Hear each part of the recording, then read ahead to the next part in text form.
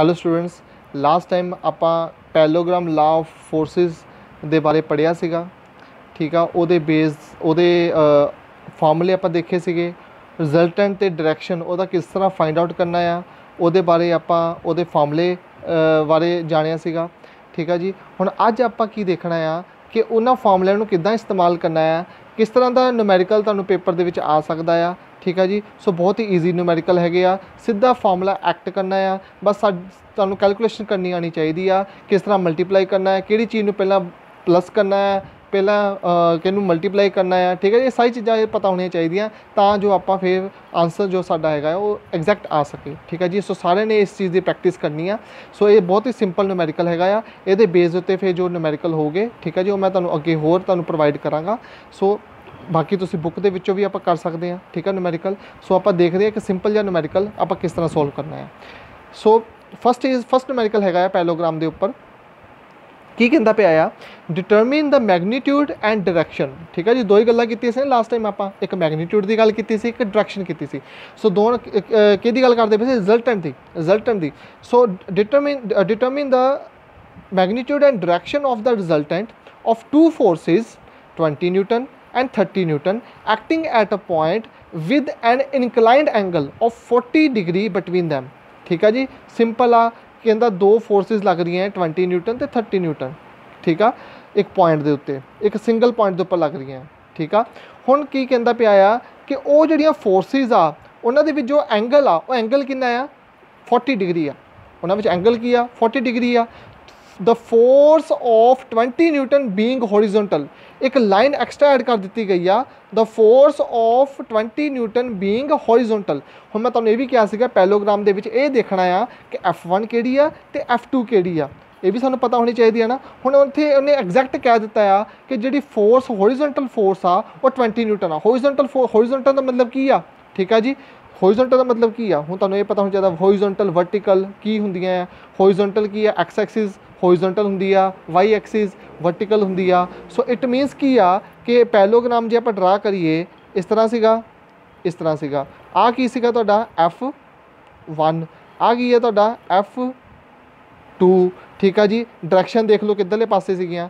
ठीक है, पहला पैलोग्राम नूं याद रखो, जो जे तुहाडे दिमाग 'च पैलोग्राम दी इमेज हैगी आ तो फिर तुहाडे कोई औखा नहीं है, बहुत ईजी आ। ठीक है, सो F1 इधरली डायरैक्शन भी सीगा, F2 दूजी वाली डायरैक्शन 'च सीगा।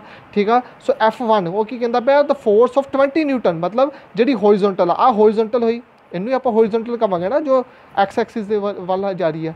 सो आ हॉरिजॉन्टल फोर्स आ, ये की कहता पिया, ये कितनी लैनी है तुसीं, उन्हें दस दिता तुहानूं 20 न्यूटन ही लैनी पैनी है। हुण तुसीं इहनूं 30 न्यूटन नहीं लै सकदे, उन्हें कह दिता है फार्मूले दे, उन्हें सॉरी न्यूमैरिकल दे क्वेश्चन दे विच कह दिता है। ठीक है जी, सो ये तुहानूं 20 न्यूटन ही लैनी पैनी है। तो दूजी जिहड़ी फोर्स बच गई है वो की है तुहाडी 30 न्यूटन, वो किहड़ी बन जूगी, F2 बन जाएगी। ठीक है जी, सो देखो उन्हां दे विच एंगल कितना शो किया है, कहता 40 डिग्री उहदे विच की है उहदा एंगल आ। सो ठीक है जी, ध्यान नाल देखो इहदे विच F1 की आ, F1 की आ,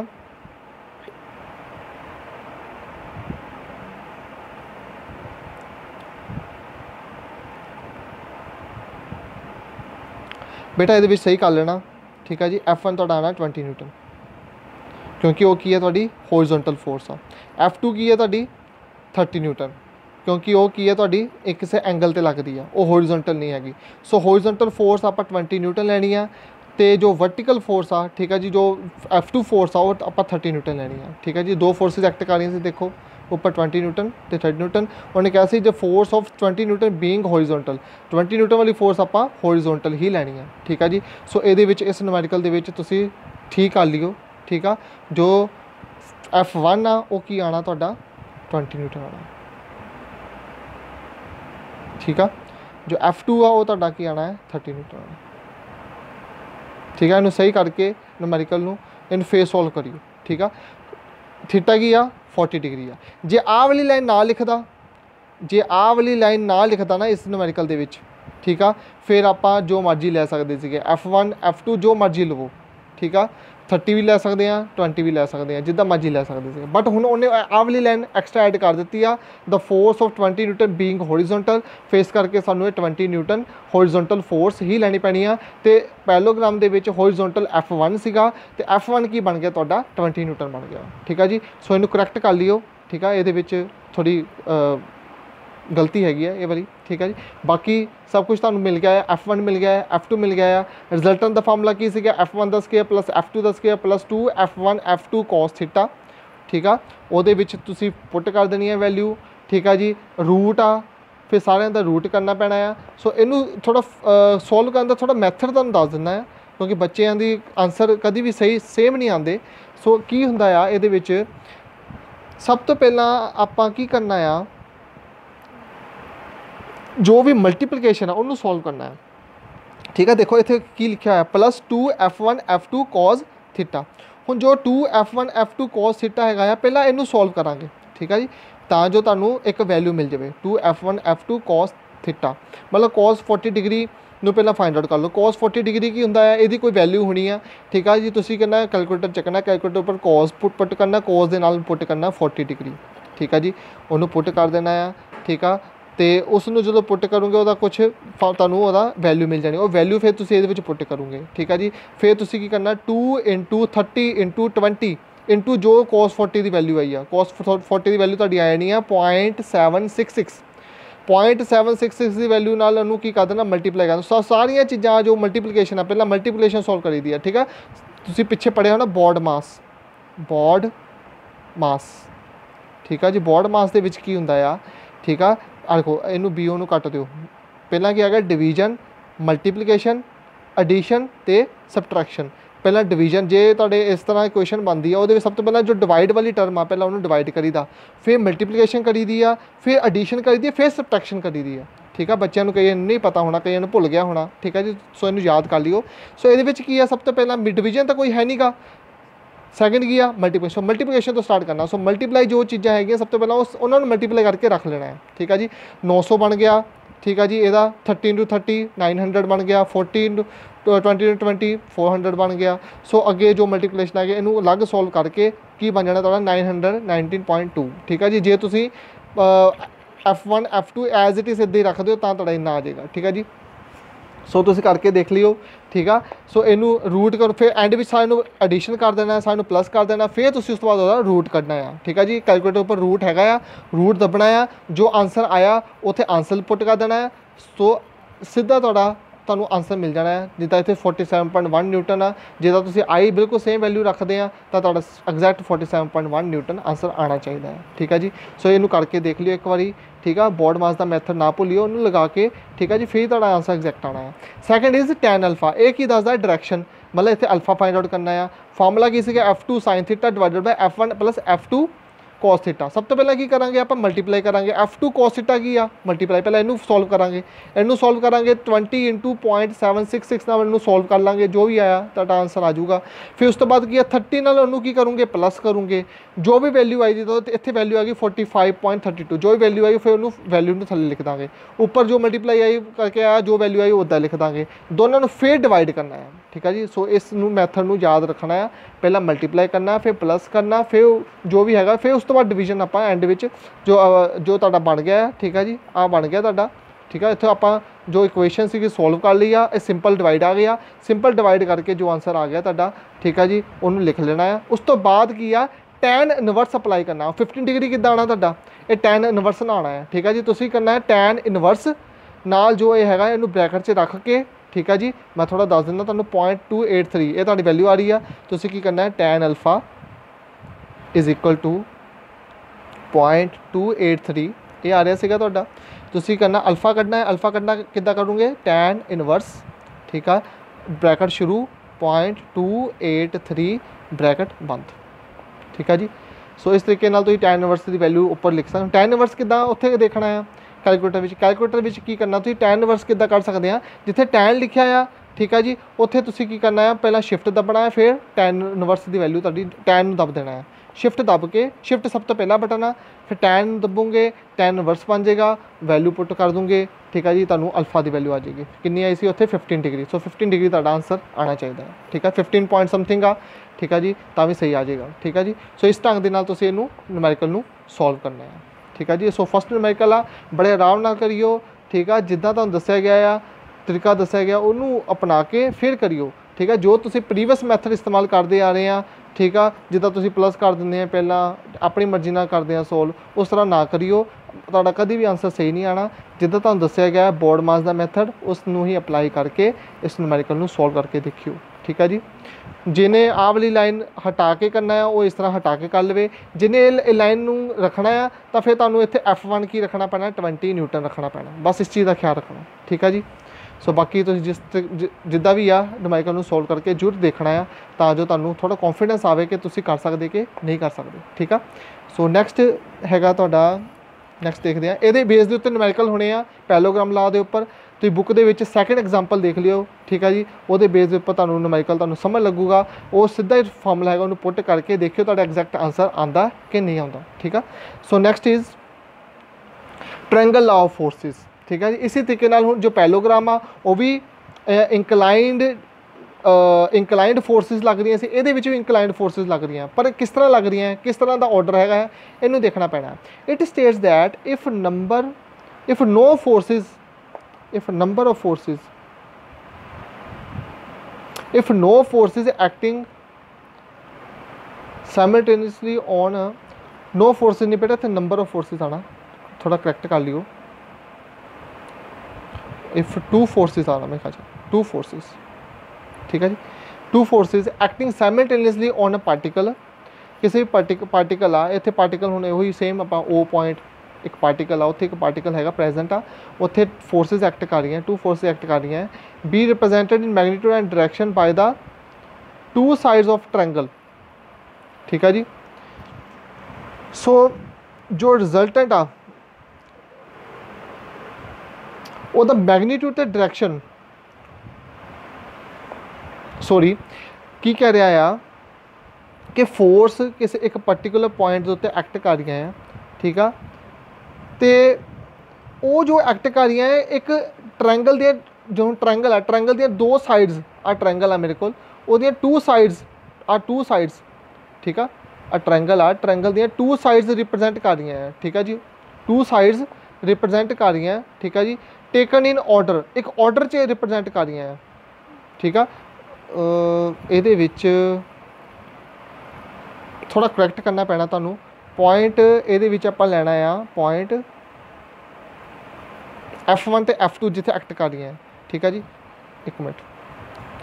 सो ये की आ, सॉरी पॉइंट आप गलत ले लिया, पॉइंट आप लैना सीगा ये पॉइंट आ वाला, ठीक है।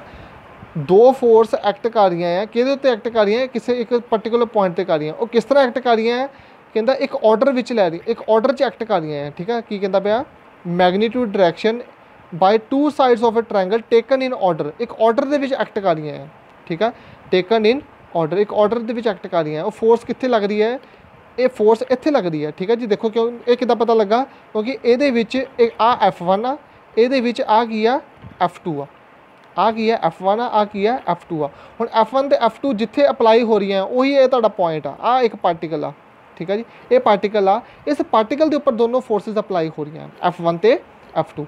हुण कहंदा वो रिप्रजेंट कर रही हैं, दोनों फोर्सिस की रिप्रजेंट कर रही हैं, एक ट्रायंगल दियां दो साइड्स नूं रिप्रजेंट कर रही हैं, ट्रायंगल आ, ट्रायंगल दियां दो साइड नूं रिप्रजेंट कर रही हैं, इनू लै लो, ठीक है, थोड़ा कन्फ्यूजन ना तुहानूं हो जाए, इनू लै लो, इस पॉइंट के उपर एक्ट कर लिया, तो इस पॉइंट के उपर की दो फोर्सिस एक्ट कर रही हैं F1 तो F2, ठीक है।